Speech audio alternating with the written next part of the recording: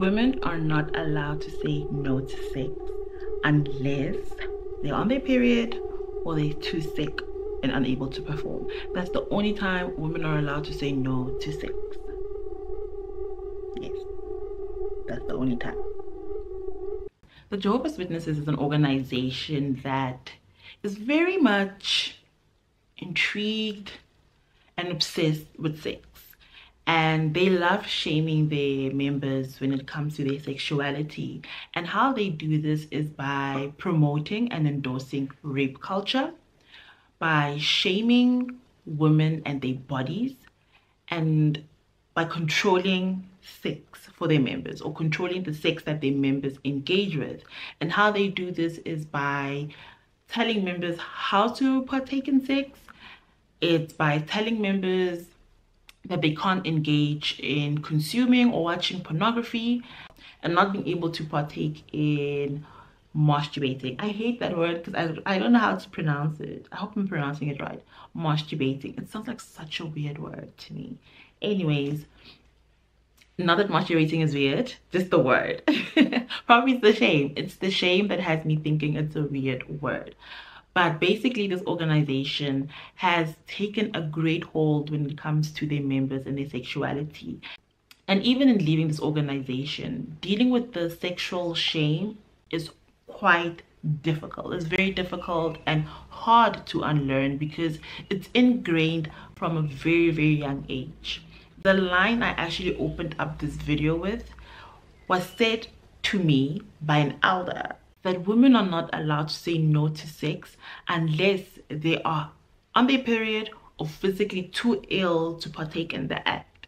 So already you get the sense of this is how this organization views women, their bodies, and sex. So how can we reclaim our sexuality back after leaving this organization? Before we get into that, I think let's first unpack why they shame their members when it comes to their sexuality and what they actually benefit from it. So human beings are made to bond. We are made to bond with other people and love each other. And in bonding and loving, sexual desires can form. And sexual desires are very, very personal and vulnerable. And bullies like the Jehovah's Witnesses know this, and they know that it's the quickest way to destroy someone's confidence. It's the quickest way to destroy how someone actually views themselves.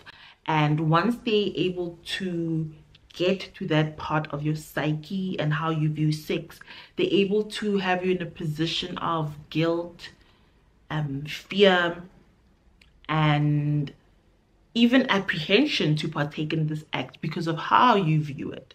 Initially, I mentioned the different ways that they shame their members, and I mentioned promoting rape culture or endorsing rape culture. And let me just read you a little piece from their website around an article on how women can, handle attempted rape. Take note that it's specifically for women. They don't mention men, so I'm guessing men cannot be raped, according to them. So this is what they have to say. I would just like to start off by giving you all a disclaimer right now. You might be triggered because this is quite bad, very bad. But here's what they say. As a Christian, you are under obligation to resist. This resistance includes screaming and creating as much disturbance as possible to try to frighten off the attacker and attract help. An issue of integrity to Jehovah's laws is involved here, so by no means would it be proper quietly to submit to rape, as that would be consenting to fornication. The article continues to victim blame women and, shame them.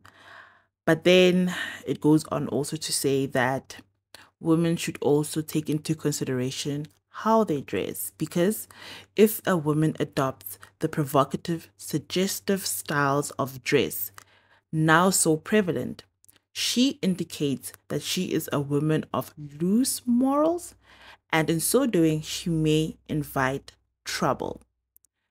Now, I just need to, put it out there. Ask myself, If this is the case, then what about babies? What about elderly women? What about men who may be confronted with such a heinous act? Did they invite this as well by how they were dressing? Did they lose morals, invite this to them? Just the question. So clearly you can see here that they promote and endorse rape culture because one, there's victim blaming. There is the onus lies on the victim and not on the perpetrator. They're not telling people to stop raping, but rather, women, this is how you can stop rape. This is how you protect yourself. And it's not about men, stop doing this. So this is how we get to the part where they promote and endorse rape culture. Then they also shame women and how they view their bodies. Women are seen as dirty, filthy, especially when they are on their period, and this is how it's even viewed in the Bible. So women are not respected and our bodies are not respected. And why they lean so much on this, along with not being able to consume pornography or masturbating or self-pleasuring, when a person does not view their body in a good light and you don't love your body, you can't partake in good sex. You can't enjoy sex. And they want to control your life to that aspect, to the aspect where they control how enjoyable sex is for you. Because if they have that much power over you, they can control any other aspect of your life. Because sex is intimate, it's private. You don't show to the whole world unless you're a porn star, I guess. So they can't really see what it is that you're doing, but they're going to try their hardest and utmost best to control how you partake in this act. Now that we understand like how they shame their members when it comes to sexuality, why they kind of do this, I have 3 questions for you, and maybe answer these questions for yourself before we self-diagnose ourselves as having anxiety around sex or our sexuality. Let's answer these first 3 questions. 1, how do you feel about your own body? Secondly, how sorry do you have to feel for someone having sex with you? 3, could someone know you sexually and still like you afterwards? Now, why I want us to answer those questions for ourselves is that we carry a lot of shame when we leave the Jehovah's Witness organization. And even if we've healed and we've moved past of the organization, there's still some stuff that has traumatized us and that are like at the back of our minds.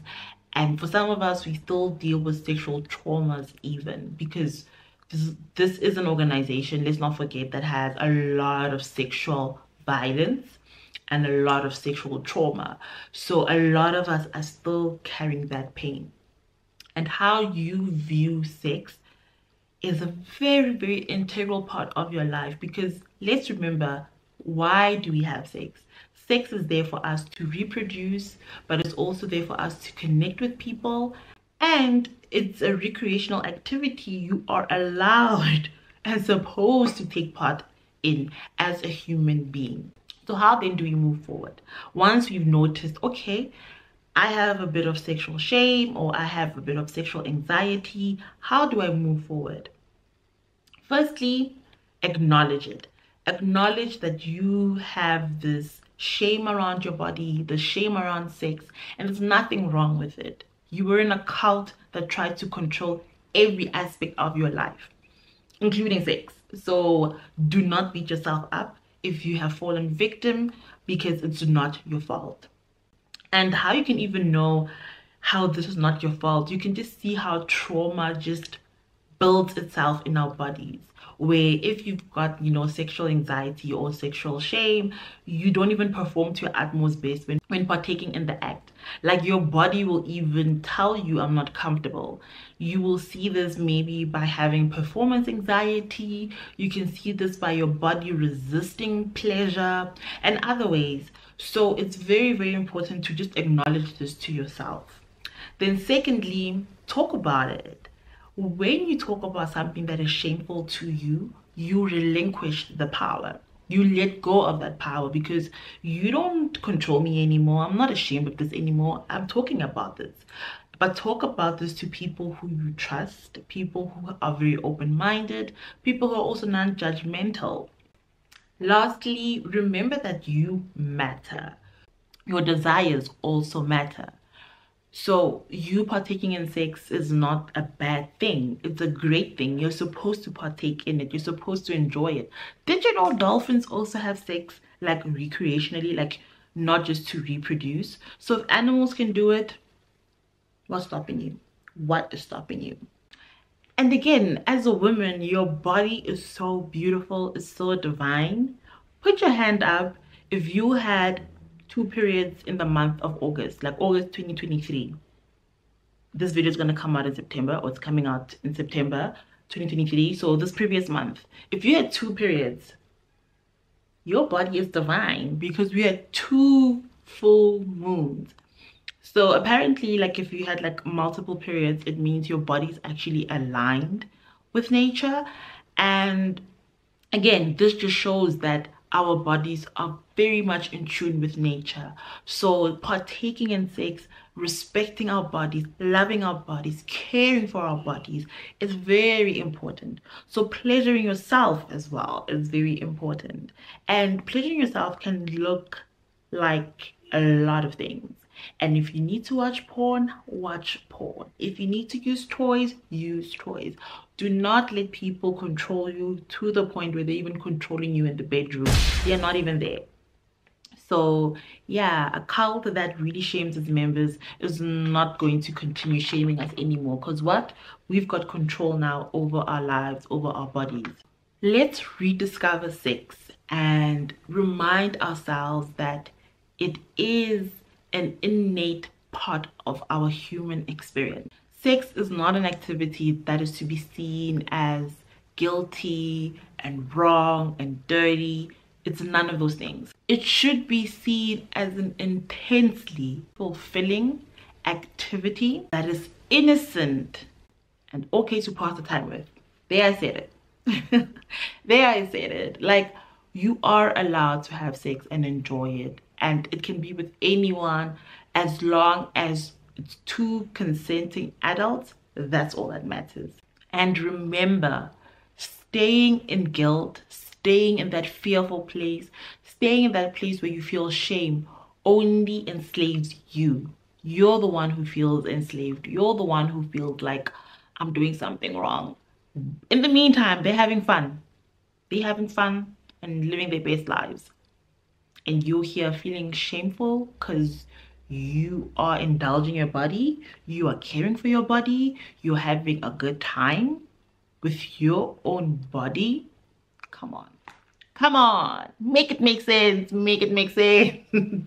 The easiest way to enslave someone is to have them hate themselves. Remember how we hated ourselves when we were in the Jehovah's Witness organization? We felt inadequate. We didn't feel good enough. We always felt guilty about something. We always felt shameful about something. We were constantly fighting who we were as people. And that's what they want. When they have you there, they are able to enslave you and control you. So as soon as we let go of shame and we relinquish this power that they think they have over us, the quicker we are able to live our most fulfilling and best life ever. So that is the end of this video. I hope you guys enjoyed it. It was quite a serious topic, but I want to keep it, lighthearted. You know me, I'm gonna try and put in a joke, put in a, bit of fun energy into like a serious topic. But I hope you guys enjoyed this video. I want to thank you so much for the love I got on the previous one, and I will see you all in the next video. Bye.